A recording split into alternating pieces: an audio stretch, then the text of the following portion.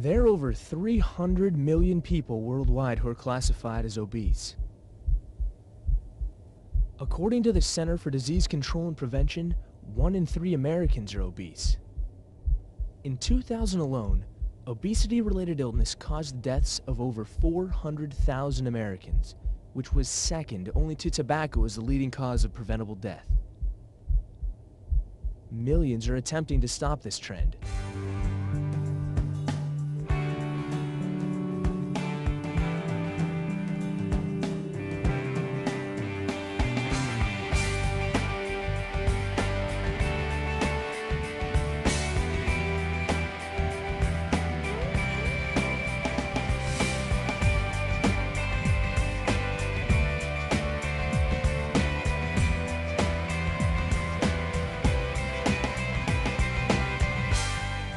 The current low-carb diets have produced followers in record numbers, numbers that reveal an underlying diet problem unlike any in the recent past.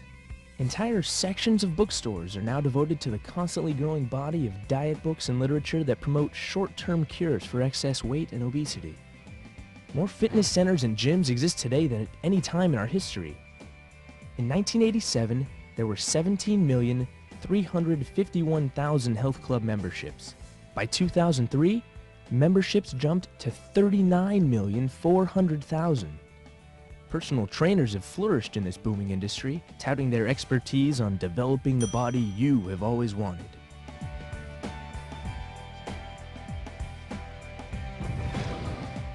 Weight Watchers has seen their attendance levels soar. In just 40 years, they saw attendance go from 400 to more than 34.5 million. But in spite of the billions of dollars that are spent each year in an attempt to curb obesity, it has become an epidemic. The question is, why?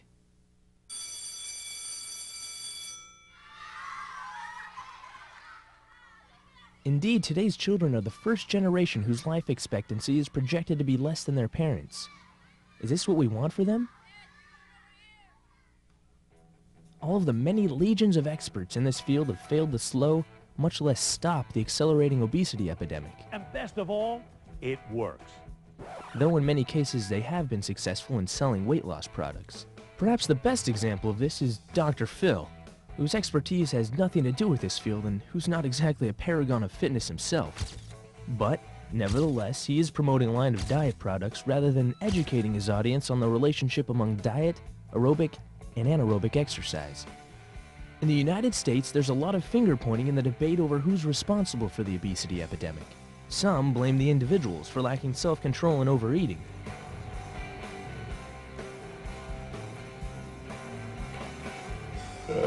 While others blame the fast food corporations such as McDonald's, which spends billions of dollars annually on the marketing and advertising of their high-calorie food. Documentary filmmaker Morgan Spurlock set out to investigate this debate in his film, Size Me. I mean, what would happen if I ate nothing but McDonald's for 30 days straight? Would I suddenly be on the fast track to becoming an obese American? Would it be unreasonably dangerous? Let's find out. I'm ready. Size Me. In only 30 days of eating nothing but McDonald's, I gained 24.5 pounds. My liver turned to fat, and my cholesterol shot up 65 points. Unfortunately, Spurlock's sensationalist diet of eating nearly 5,000 calories a day revealed irresponsible eating habits more than anything else. But what would really happen if a nutritionally informed person attempted to eat nothing but McDonald's for 30 days straight? Could a physically fit individual maintain or even lose body weight? Morgan Spurlock, I want you. Driven to action by Spurlock's dissemination of misinformation, 48-year-old Chazz Weaver set out to refute Spurlock's 30-day experiment. Weaver's primary goal is to educate the public about health and fitness in order to halt the obesity epidemic. He has founded Truth and Fitness, a web-based non-profit organization that publicizes extensive academic and scientific research on the relationship of exercise and diet. Chazz Weaver is an authority based on 20 years of practical experience as an exercise enthusiast. He's not only done extensive research using the available literature, but he has tested their conclusions, and in many cases found them wanting. Far too many of the so-called authorities in this field have not tempered their research with hard-won experience, but rather offer a purely academic perspective. Starting this morning, I'll be eating McDonald's for the next 30 days straight in the event to show that it really isn't the fast food industry that's the cause for obesity in America. It's really a lack of education and unawareness.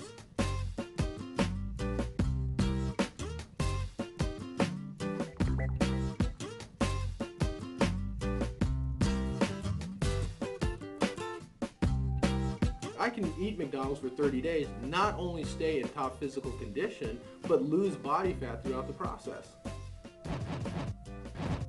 On day one of the 30-day McDonald's diet, 48-year-old 6'1" Chazz Weaver weighs 222 pounds.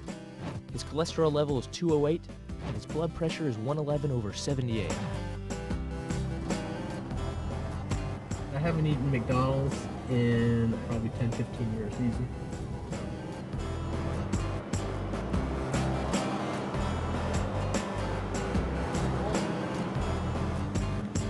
First of 90+ meals in the next 30 days.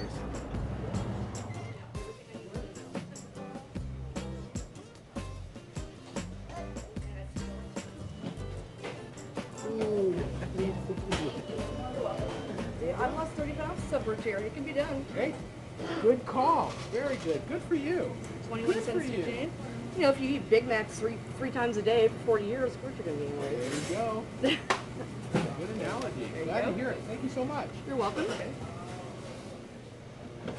You know, McDonald's has nothing to do with this project, and I have nothing to do with McDonald's.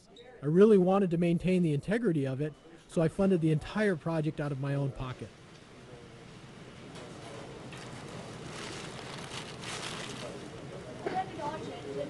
I gotta tell you, it's pretty good. Now we got a regular Egg McMuffin. For Chazz's first meal, he ate a McGriddle sandwich and an Egg McMuffin, and he washed it all down with a cup of black coffee for a total of 740 calories. So now all I have left is my coffee. Coffee has no calories. So I guess at this point I can go and try to get some real work done.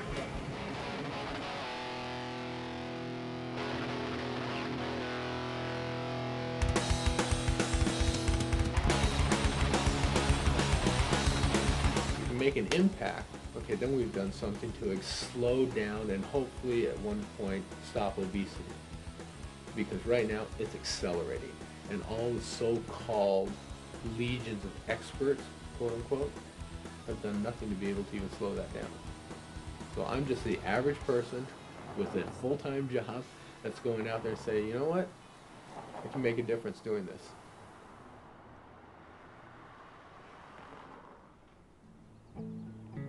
The company I started with my partners is called RCS Merchant Solutions. We are a company that sets up merchant accounts for businesses that want to be able to accept credit cards. So for instance, if you have a mom and pop store or a large store or a mail telephone order facility or even an e-commerce business, we can set up the account in order for those businesses to be able to accept Visa or MasterCard.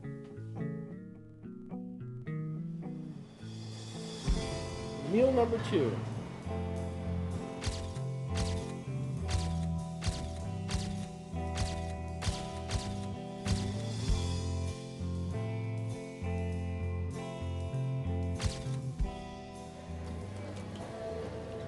$190 calories. Holy crap. 190 calories would equal about a third of a pound of white meat chicken in this one little packet. Now, by dipping the salad dressing, you get the flavor of it without getting all the calories, which makes far more sense. For Chazz's second meal, he ate a Big and Tasty with cheese, small fry, and a medium Diet Coke, all totaling 800 calories. Back at the office, Chazz had a phone interview with Yvonne Monet. And so the public really needs to understand there are 3 total components to health and fitness.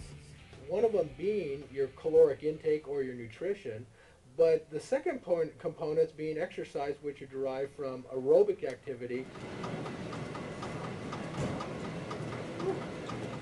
But even more important, anaerobic activity, which is basically weight resistance.